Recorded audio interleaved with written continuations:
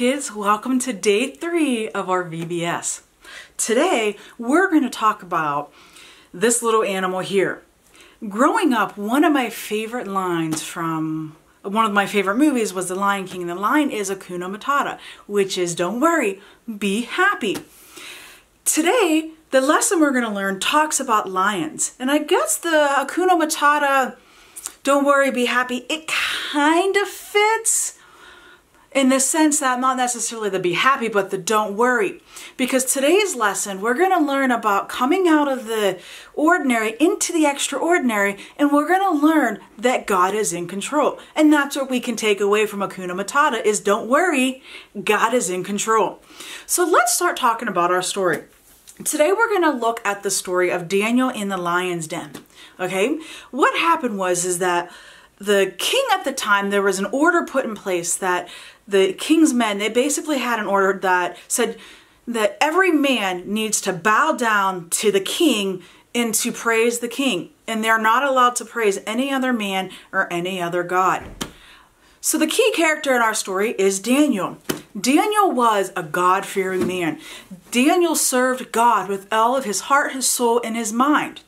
All right? He loved God. He followed God's wisdom. He was, important. And so what happened was that this went against by the king's people saying you can serve nobody else except for the king. That was going against Daniel, who knows that he is only to serve God. Okay, that's one of our commandments. We're supposed to serve God only and not worship any other man, which would be like worshiping an idol. So Daniel's like, okay, I can't do this. Well, time came for the king passed by and people were supposed to bow to him. Daniel didn't bow.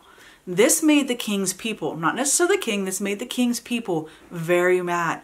And this whole time, this whole making everybody bow down to the king was a plot against Daniel to begin with. So Daniel doesn't bow.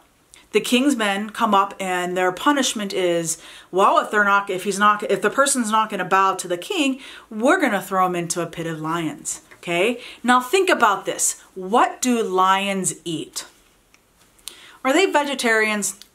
They love have a nice little bowl of, salad, put a little bit of ranch dressing on there, cheese and croutons. I don't think so. Lions are far from vegetarians. Okay, the only way they probably honestly get their veggies is by the animals that they eat. Because lions, this animal here, they are meat eaters. Guess what? Daniel is meat.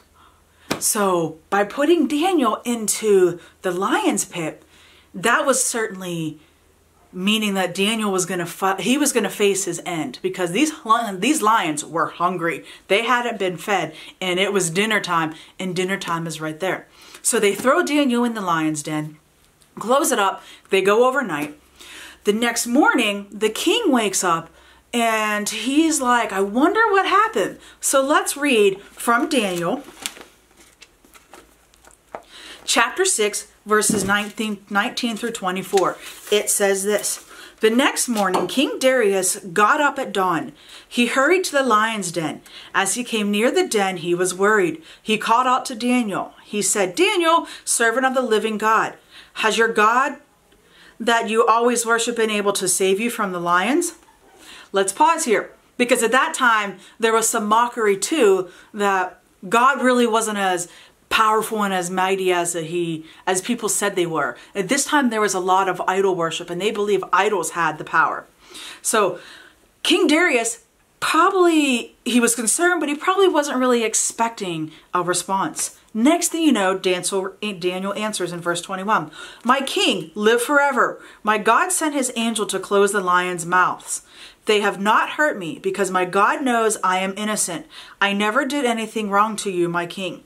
King Darius was very happy. He told his servants to lift Daniel out of the lion's den, so they lifted him out, and they did not find any injury on him. This was because Daniel had trusted in his God. Okay?